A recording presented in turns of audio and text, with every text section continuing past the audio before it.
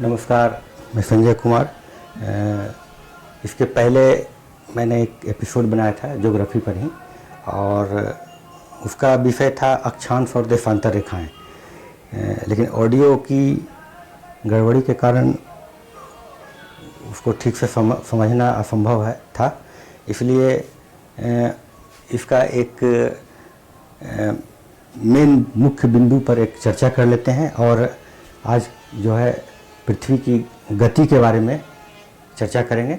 लेकिन इसके पहले इसका जो मुख्य बिंदु है उस पर थोड़ा सा विचार विमर्श कर लेते हैं। देखिए, ये ग्लोब है, पृथ्वी है, जो कि गेंद की तरह है, ये आपको भी पता है। और इसमें स्थिति विस्तार वगैरह को जानने के लिए दो तरह की काल्पनिक रेखाएं खींची गई हैं, जिससे कि हम लोग की स्थिति, समय, ये सब की जानकारी प्राप्त कर सकें। तो इसमें जो दोनों ध्रुवों को के बीच जो रेखा खींची गई है उसे अक्षांश रेखा कहते हैं, और जो दोनों ध्रुवों को मिला करके रेखा खींची गई है उसे देशांतर रेखा कहते हैं। तो अक्षांश रेखा जो है आपको पूरब से पश्चिम की तरफ खींची गई है, और जो सबसे बड़ी रेखा है वो विषुवत रेखा है। इसको बांटा गया है कोण के हिसाब से, एक कोणीय दूरी है। जैसे मान लिया जाए ये आपका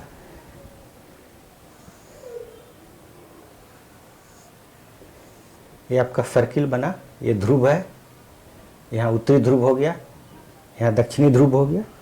तो इसके बीच में जो 90 डिग्री का कोण बना हुआ है और इसके बीच में जो 90 डिग्री का कोण बना हुआ है, तो इसी के कोणीय दूरी को मिला करके रेखा खींची गई है, वो आपको अक्षांश रेखा है, और इसको 0 डिग्री माना गया है। उसी तरह से दक्षिण गोलार्ध में भी इसकी कोणीय दूरी है। कहने का मतलब कि अक्षांश जो है आपको 0 डिग्री से दक्षिण 90 और 0 डिग्री से उत्तर 90 है। लेकिन अगर रेखा की बात की जाए तो ध्रुव पर आकर के यहाँ 90 डिग्री पर एक बिंदु के समान हो जाता है। इसलिए दोनों ध्रुवों पर अगर रेखा की बात की जाए तो रेखा कम है, एक एक रेखा कम हुआ। और अगर अक्षांश की बात की जाए तो 90 0 डिग्री से उत्तर और 90 0 डिग्री से दक्षिण, यानी कि 9 दूनी 18, 180 और एक विषुवत रेखा है 81।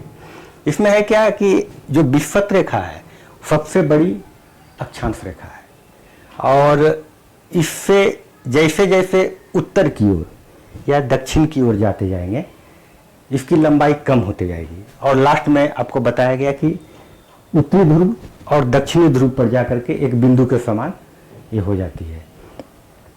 तो ये तो हो गया अक्षांश रेखा।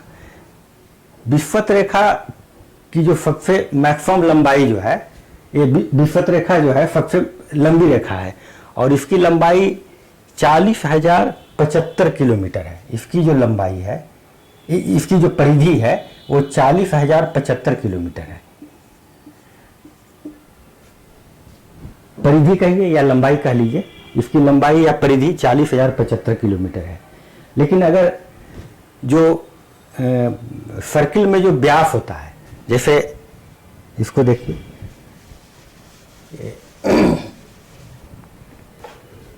अगर इसका व्यास निकालेंगे, इसका व्यास, तो आपको 12,756 किलोमीटर है। इसका जो व्यास है ये 12,756 किलोमीटर है।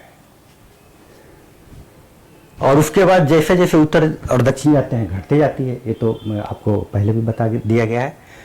तो ये हो गया। और इसमें जो अक्षांश रेखा की जो लंबाई है, जैसे 1-1 डिग्री पर जो लिया गया है, तो एक अक्षांश रेखा की लंबाई 111 किलोमीटर है। यानी कि एक अक्षांश रेखा से 0 से अगर 1 तक हम बढ़ते हैं, उसकी अगर लंबाई धरातल पर मापी जाए तो 111 किलोमीटर आएगी। उसी प्रकार से हुआ क्या है कि जो पृथ्वी का सर्किल है वो आपको जो 0 डिग्री विषुवत रेखा है इसके पास थोड़ा सा 111 से कम है और ध्रुवों पर 111 से थोड़ा अधिक है, तो इसको एवरेज 111 माना गया है, 111। तो ये तो हो गया अक्षांश रेखा का। और अब जो है इसका जो देशांतर रेखा है, देशांतर रेखा के बारे में आपको बताया गया कि जो ध्रुव है नॉर्थ पोल और साउथ पोल, तो उत्तरी ध्रुव और दक्षिणी ध्रुव को मिलाते हुए जो रेखा खींची गई है वो आपको देशांतर रेखा है। तो देशांतर रेखा यहाँ तो आपको बताया गया कि देखिए अक्षांश रेखा की जो लंबाई है वो आपको ध्रुवों की तरफ कम होते गई है, लेकिन इसके विपरीत देशांतर रेखा जो है आपको इसकी लंबाई बराबर है, इसकी लंबाई कहीं कम नहीं है कहीं अधिक नहीं है, बिल्कुल बराबर है। इसलिए कि जो ग्लोब बना है, जैसे आपको बताया कि जैसे ग्लोब है, यहाँ अगर आप पोल मान लेते हैं नॉर्थ या साउथ पोल, तो यहाँ से जो कोण बना है 90 डिग्री यानी 360 डिग्री का कोण बना। तो 360 डिग्री, तो इसको जो है एक एक डिग्री पर एक एक देशांतर रेखा को जो है इसको खींचा गया है, ड्रॉ किया गया है मैप पर। तो इसका जो इसमें जो आपको देशांतर रेखा की लंबाई बराबर है, इसकी लंबाई आपको अगर दोनों तरफ की लंबाई मान लिया जाए, मतलब अगर जीरो यहाँ 180 डिग्री है, 180 डिग्री और इसकी परिधि निकाली जाए तो इसकी परिधि 40,008 किलोमीटर है, यानी कि इसकी जो परिधि थी 40,075 किलोमीटर और इसकी परिधि 40,008 किलोमीटर। कहने का मतलब है कि पृथ्वी थोड़ी सी चपटी है और इधर जो है थोड़ी लंबी है और इधर से थोड़ी चपटी है, हल्की, बहुत ज़्यादा नहीं है। तो और इसका जो व्यास है आपको 12,714 किलोमीटर है, यानी कि जो देशांतर रेखा जो है इसकी परिधि 40,075 किलोमीटर है, 40,008 किलोमीटर है। इसकी जो परिधि है आपको देशांतर रेखा की परिधि 40,008 किलोमीटर है और 12,714 किलोमीटर इसका व्यास है।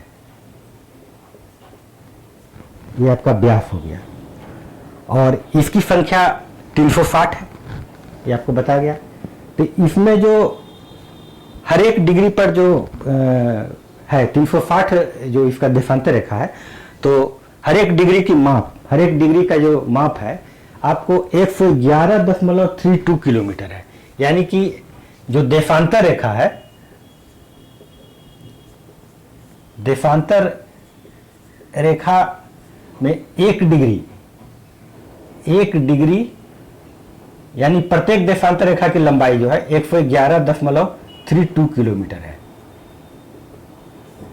उसी तरह से 360 हो गया जो कि आपको विषुवत रेखा पर है इसकी दूरी, और उत्तर दक्षिण जाने पर इसकी जो दूरी है देशांतर रेखा की वो घटते जाती है और पोल पर जा करके नॉर्थ और साउथ पोल पर जा करके बिल्कुल समाप्त हो जाती है, जीरो हो जाती है देशांतर रेखा के भी। तो कहने का मतलब विषुवत रेखा पर इसकी दूरी जो है 111.32 किलोमीटर है। तो अब जो है ये तो जो पहले बताया गया था, जो हम लोगों ने इस पर चर्चा किया था, उसके बारे में आपको एक आइडिया, एक ये देखिए देशांतर रेखा जो है इस तरह से है,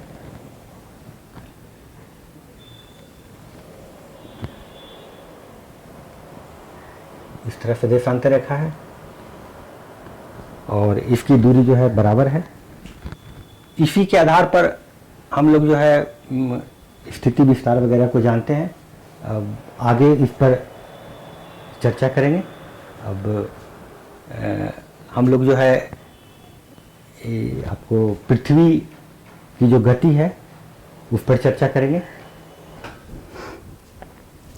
पृथ्वी की गति, अगला जो टॉपिक है पृथ्वी की गति।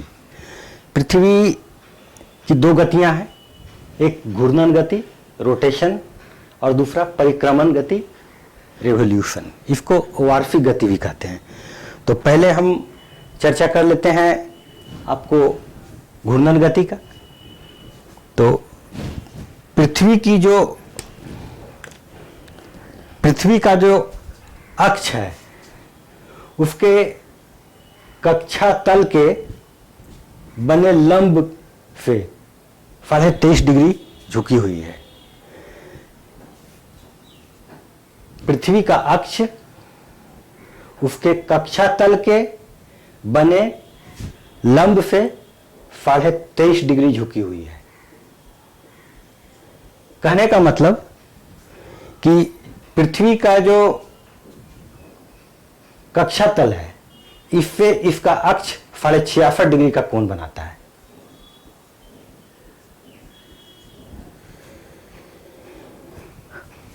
देखिए ग्लोब पर जो है ये आपका विषुवत रेखा हो गया 0 डिग्री, ये आपका कर्क रेखा हो गया 23.5 डिग्री, ये आपको आर्कटिक वृत्त हो गया 66.5 डिग्री, और ये आपको अंटार्कटिक वृत्त हो गया 66.5 डिग्री, और ये मकर रेखा हो गया 23.5 डिग्री। अब ये जो झुकाव है इसके जो रेवोल्यूशन है, वार्षिक गति है, इसमें मौसम परिवर्तन में इसका उपयोग होता है, और ये जो है उसका असर पड़ता है मौसम परिवर्तन में। और ये जो झुका हुआ है इस कारण से दिन रात में अंतर होता है। तो यहाँ कहने का मतलब है कि अगर ये 66.5 डिग्री जो आर्कटिक वृत्त है या अंटार्कटिक वृत्त जो है, अगर ये पृथ्वी 23.5 डिग्री के बदले 30 डिग्री का कोण बनाती और यहाँ 60 डिग्री रहता, तो जो आर्कटिक वृत्त और अंटार्कटिक वृत्त है ये 60 डिग्री का होता। ये आपको आगे पता चलेगा कि इसका क्या है। तो पृथ्वी जो है अपने अक्ष पर 24 घंटा में एक बार घूर्णन करती है, और ये घूर्णन करती है, ये हो गया आपको ईस्ट हो गया, ये हो गया वेस्ट, यानी पश्चिम से पूर्व की ओर, इधर से इधर की ओर घूमती है 24 घंटा में एक बार। तो जब 24 घंटा में एक बार घूमती है तो आपको देशांतर रेखा की संख्या 360 थी। तो कहने का मतलब कि एक देशांतर रेखा को पार करने में उसके सम्मुख आने में सूर्य के 4 मिनट का समय लगता है, यानी कि 15 देशांतर रेखा क्रॉस करने में 1 घंटे का समय लगता है। तो इसका जो समय परिवर्तन है अलग अलग जगह पर अलग अलग समय जो पाया जाता है, इसके हिसाब से इसको कैलकुलेट किया जाएगा। और ये जो घूर्णन गति है, घूर्णन गति का बहुत सारा प्रभाव है। पृथ्वी के घूर्णन गति से आपको दिन रात का होना संभव है। उसके बाद सुबह, दोपहर, शाम, रात्रि, इसमें जो है अंतर होता है। और इसके घूर्णन करने से समुद्र के तरफ से या स्थल के तरफ से जो पवन का विचरण है उसमें अंतर आता है। जो दैनिक ज्वार भाटा है, दैनिक ज्वार भाटा में इस घूर्णन का प्रभाव पड़ता है। अब हम विचार करते हैं पृथ्वी की परिभ्रमण गति के बारे में। पृथ्वी अपने अक्ष पर पश्चिम से पूर्व की ओर 24 घंटे में एक चक्कर पूरा करती है, और इसके साथ साथ 1 लाख किलोमीटर प्रति घंटा के हिसाब से अपनी परिधि पर 365 दिन 6 घंटा और 48 मिनट में एक चक्कर पूरा करती है। सूर्य से पृथ्वी तक प्रकाश आने में 8 मिनट 18 सेकंड का समय लगता है, और सूर्य से पृथ्वी के बीच की दूरी 14 करोड़ 96 लाख किलोमीटर के आसपास है। ये दूरी घटते बढ़ते रहती है। कहने का मतलब कि 4 जुलाई को पृथ्वी और सूर्य के बीच की दूरी 15.2 करोड़ किलोमीटर होती है, और 3 जनवरी को 14.7 करोड़ किलोमीटर। अगर दोनों को जोड़ करके 2 से भागा दे देंगे तो एवरेज दूरी जो है 14 करोड़ 96 लाख किलोमीटर के आसपास आएगा, उसी को एवरेज दूरी माना जाता है। तो यहाँ पर जो पृथ्वी है आपको बताए कि 23.5 डिग्री अपने लंब से झुकी हुई है, यानी कि 66.5 डिग्री का कोण बना हुआ है। ये आपको विषुवत रेखा हो गया, एक कर्क रेखा, मकर रेखा, ये जो है आर्कटिक वृत्त हो गया, ये अंटार्कटिक वृत्त हो गया 66.5 डिग्री। तो 0 degree, 23.5 degree, 23.5 degree, 66.5 degree, 66.5 degree, ये पृथ्वी हो गया और इसका जो मुख्य अक्षांश रेखा हो गया। तो कहने का मतलब है कि पृथ्वी का जो 23.5 डिग्री का झुकाव है, उस कारण से पृथ्वी कर्क रेखा और मकर रेखा के बीच में लंबवत चमकती है। अब हम इसकी अलग अलग जो परिस्थिति है इसको समझते हैं। ये देखिए 21 मार्च की स्थिति है। 21 मार्च को पृथ्वी पर दिन और रात, पूरे पृथ्वी पर दिन रात बराबर होती है, 12 घंटे के दिन और 12 घंटे की रात। इसलिए कि ये सूर्य जो है इसके बीचों बीच इसका प्रकाश आता है और उसके बाद धीरे धीरे जब मार्च से 21 जून तक का जो स्थिति आता है, बदलते जाता है, तो इसके झुकाव के कारण धीरे धीरे उत्तरी गोलार्ध में जो है कर्क रेखा के सिद्ध में सूर्य का प्रकाश चमकता है और दक्षिण में जो मकर रेखा है, यहाँ पर सूर्य का प्रकाश बहुत कम पहुंच पाता है, बहुत कम पड़ता है। इस कारण से उत्तरी ध्रुव में दिन की लंबाई बड़ी हो जाती है। उत्तरी गोलार्ध में दिन की लंबाई बड़ी हो जाती है और ध्रुव पर 6 महीने का दिन होता है। मार्च से ही धीरे धीरे स्थिति बदलने लगती है और ध्रुव में जो है दिन की लंबाई बड़ी होते होते 24 घंटे का दिन होने लगता है और कर्क रेखा पर सूर्य के चमकने के कारण दिन उत्तरी गोलार्ध में बड़ी और रातें छोटी होती हैं। उसके विपरीत दक्षिणी गोलार्ध में आपको 66.5 डिग्री जो आर्कटिक वृत्त है, वहाँ रात रहती है, 24 घंटे की रात होती है और धीरे धीरे विषुवत रेखा से दक्षिण की ओर सूर्य की जो ऊष्मा है कम पहुंच पाती है, इसलिए इधर जो है शीत ऋतु का क्षेत्र हो जाता है और विषुवत रेखा के उत्तर में ग्रीष्म ऋतु का हो जाता है। उस समय आपको जो विषुवत रेखा है उस पर हमेशा सालों भर दिन रात बराबर होता है, इसलिए कि विषुवत रेखा पर सूर्य का जो प्रकाश है उसकी जो ऊष्मा है हर हाल में उसमें बराबर पहुंचती है, इसलिए 365 दिन विषुवत रेखा पर दिन और रात बराबर होता है। और उस जबकि उत्तरी गोलार्ध में 21 जून की स्थिति में दिन की लंबाई बड़ी, ध्रुवों पर 24 घंटे का दिन, दक्षिणी गोलार्ध में 24 घंटे की रात और यहाँ रातें बड़ी, दिन छोटी होती है।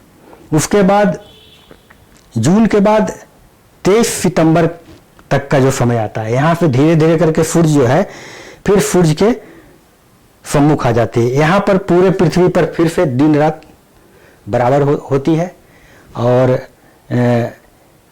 ये आपको विषुवत रेखा पर सूर्य का जो प्रकाश होता है एकदम लंबवत चमकता है और धीरे धीरे यहाँ से जब 23 सितंबर से पृथ्वी फिर जब 22 दिसंबर की तरफ धीरे धीरे बढ़ती है, 22 दिसंबर को पृथ्वी मकर रेखा पर जो है सिद्ध में इसका प्रकाश आता है और उत्तरी ध्रुव में जो है यहाँ 24 घंटे की रात होती है और यहाँ दक्षिणी गोलार्ध में आपको दिन की लंबाई बड़ी, रातें छोटी और ग्रीष्म ऋतु यहाँ होता है और उत्तरी ध्रुव में जो है आपको शीत ऋतु का प्रभाव रहता है और यहाँ रातें बड़ी होती हैं और दिन की लंबाई छोटी होती है। जबकि दक्षिणी ध्रुव में उस समय 24 घंटे का दिन होता है और उत्तरी ध्रुव में जो है 24 घंटे की रातें होती हैं। तो ये स्थिति है, इससे जो है धीरे धीरे करके मौसम में परिवर्तन होता है। जब 21 जून का स्थिति होता है तो उत्तरी ध्रुव में ग्रीष्म ऋतु, दक्षिणी ध्रुव में दक्षिणी गोलार्ध में शीत ऋतु। उसी तरह से जब 22 दिसंबर की स्थिति आती है तो दक्षिणी गोलार्ध में ग्रीष्म ऋतु, उत्तरी गोलार्ध में शीत ऋतु। और ये दोनों स्थिति में सूर्य जो है विषुवत रेखा पर लंबवत इसकी किरणें पड़ने के कारण दिन रात बराबर होती है और दोनों गोलार्ध में समान रूप से उष्मा पहुंचती है। तो ये स्थिति है इसका। और ये तो बात हो गई कि सूर्य की दूरी क्या है और इस तरह से इसका दूरी जो है घटते बढ़ते रहता है। हम लोग समय निर्धारण टाइम जोन पर चर्चा करेंगे। टाइम जोन जो ग्लोब है, ग्लोब पर अक्षांश रेखाएं जो हैं, विषुवत रेखा जो 0 डिग्री है, इसको तो निर्धारित किया गया। उसके बाद जो देशांतर रेखा है 360 है। 360 में 0 डिग्री आपको माना गया है। इंग्लैंड के पास ग्रीनविच जो है वहाँ से होकर गुजरी है और उसे ही 0 डिग्री माना गया, इसलिए उसका नाम है GMT, ग्रीनविच मीन टाइम। इसको UTC भी, यूनिवर्सल टाइम कोड भी कहा जाता है। कहने का मतलब जो ये 0 डिग्री है, 0 डिग्री देशांतर रेखा है, इसके पूरब की तरफ जो भी देशांतर रेखाएं हैं उसको ईस्ट कहा जाता है और इसके पश्चिम की तरफ जो है इसको वेस्ट काउंट किया जाता है। उसी प्रकार से आपने अक्षांश रेखा में भी देखा, विषुवत रेखा के उत्तर में जो अक्षांश रेखाएं हैं उसे उतना डिग्री नॉर्थ और दक्षिण की रेखा को उतना डिग्री साउथ। जैसे मान लीजिए कि कहीं का कोई लोकेशन सिचुएशन दिखाना है, 20 डिग्री अगर नॉर्थ है तो 20 डिग्री नॉर्थ, 24 डिग्री अगर ईस्ट है तो 24 डिग्री, 20 डिग्री नॉर्थ अक्षांश रेखा, 24 डिग्री अगर है तो 24 डिग्री ईस्ट देशांतर रेखा। इस तरह से काउंट होगा। तो इसको माना गया है ग्रीनविच मीन टाइम, 0 डिग्री को माना गया है। हर एक देशांतर रेखा को क्रॉस करने में 360 देशांतर रेखा है तो 24 घंटा में दिन रात होता है। तो उसके हिसाब से एक देशांतर रेखा को पार करने में पृथ्वी को 4 मिनट का समय लगता है, यानी कि 1 घंटा में 15 देशांतर रेखा क्रॉस किया जाता है। तो यहाँ पर अब इसको देखना है कि मान लीजिए ग्रीनविच में अगर 12 बजा है, दोपहर का 12 बजा है, तो इसके अगर 15 देशांतर रेखा पूरब की तरफ बढ़ेंगे तो 1 घंटे का अंतर आएगा। तो 1 घंटा यहाँ पर काउंट कर लिया जाता है, बढ़ा लिया जाता है। यानी कि अगर यहाँ 12 बजे दोपहर है तो इस तरफ 15 डिग्री देशांतर रेखा में यहाँ पर 1 PM हो जाएगा। उसी प्रकार से अगर यहाँ 12 अगर बजा है और इस तरफ अगर हम 15 डिग्री बढ़ते हैं तो यहाँ पर पहले होगा, यानी कि 11 AM होगा। इसी के हिसाब से जो है जिस कंट्री का, जिस देश का देशांतरीय विस्तार बहुत अधिक है वहाँ समय निर्धारण में समस्या है। जैसे आपको रूस है, रूस का देशांतरीय विस्तार बहुत है, तो एक तरफ अगर सुबह होगा तो दूसरे तरफ रात ही रहेगा, तो उसके हिसाब से जो है टाइम जोन निर्धारण में समस्याएं हैं। तो रूस में जो है 11 टाइम जोन है। अमेरिका का भी देशांतरीय विस्तार अधिक है तो वहाँ 7 टाइम जोन है। ऑस्ट्रेलिया में 3 टाइम जोन है। चाइना का भी देशांतरीय विस्तार अधिक है, फिर भी वहाँ एक ही टाइम जोन है। हम लोग का जो देश है, भारत जो है, भारत का 82.5 डिग्री जो ईस्ट देशांतर रेखा है, जो कि पहले इलाहाबाद बोला जाता था, अभी प्रयाग के पास से जो होकर के क्रॉस कर रही है, उसे टाइम जोन माना गया है। तो उसके हिसाब से अगर 12 यहाँ ग्रीनविच में अगर 12 बजेगा इंग्लैंड में, तो हम लोग के यहाँ 5.5 घंटा का अंतर रहेगा, यानी कि हम लोग के यहाँ 5.5 घंटा 5.5 बजे शाम रहेगा। और अगर इधर उतना का रहता तो 5.5 घंटा पहले काउंट होता। तो हम लोग का जो कंट्री का जो देशांतरीय, भारत का जो देशांतरीय विस्तार है, ईटानगर और जो गुजरात का द्वारिका है, दोनों के बीच में 2 घंटे का अंतर है। तो उस हिसाब से उस समय जब सूर्यास्त होता है, कहने का मतलब कि जब ईटानगर में सूर्यास्त होता है, उसके 2 घंटे के बाद सूर्यास्त आपको द्वारिका में होता है। उसी तरह से जब सूर्योदय ईटानगर में होता है, उसके 2 घंटे के बाद सूर्योदय द्वारिका में होता है। तो 2 घंटे का अंतर आता है, फिर भी एक टाइम जोन रखा गया है, 82.5 डिग्री को माना गया है। अगर इसका देशांतरीय विस्तार बहुत अधिक होता तो इसमें भी कई एक टाइम जोन होता। और ये जो है आपको टाइम जोन के कारण जो है आपका, जैसे टाइम जोन होता है, मान लीजिए 12 बजे अगर सूर्य की किरणें जिस स्थान पर बिल्कुल लंबवत आकर के गिरती है, उसी को माना जाता है कि 12, वहाँ का समय 12 दिखा रहा है। लेकिन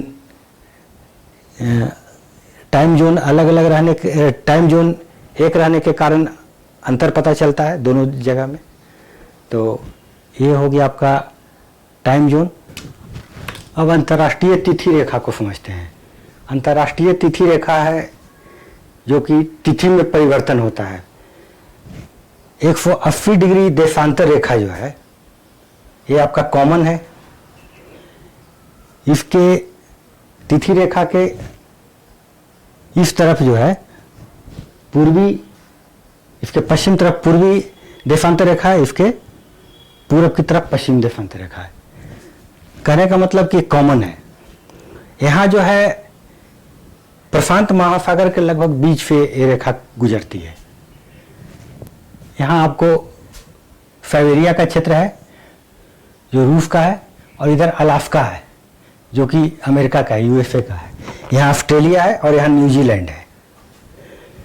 तो अंतर्राष्ट्रीय तिथि रेखा में क्या होता है, मान लीजिए कोई पानी का जहाज जो है इस तरफ क्रॉस करता है पश्चिम की तरफ। यहाँ मान लीजिए कि मंडे है, सोमवार है, तो इधर जब क्रॉस करेगा तो एक दिन घटा लेगा, यानी कि यहाँ संडे हो जाएगा।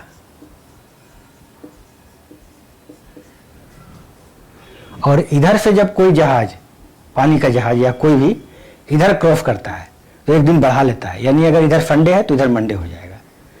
तो यहाँ से जो है इस तिथि रेखा को माना गया है।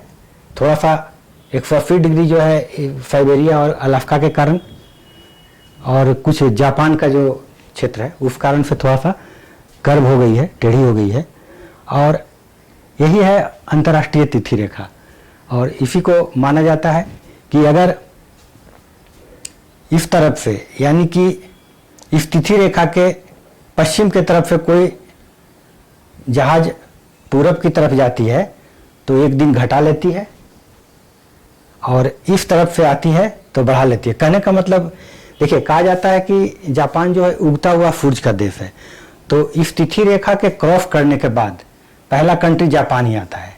इसलिए कहा जाता है कि जापान जो है उगते हुए सूरज का देश है। यानी कि यहाँ संडे समाप्त हो गया, अब जो नया दिन होगा मंडे, वो जापान से शुरू होगा, फिर आगे बढ़ेगा, आगे बढ़ते बढ़ते फिर यहाँ आकर के मंडे होगा, यहाँ इसको क्रॉस करने के बाद फिर ट्यूसडे हो जाएगा। तो ये अंतर्राष्ट्रीय तिथि रेखा, इसी को सारे संसार में लोग मानते हैं, इसी को फॉलो करते हैं और इसी के अनुसार जो है दिन जो है उसमें परिवर्तन होता है। तो अब जो है ये चैप्टर को हम समाप्त करते हैं। अब अगला चैप्टर के साथ जल्द ही आपके समक्ष उपस्थित होंगे। धन्यवाद।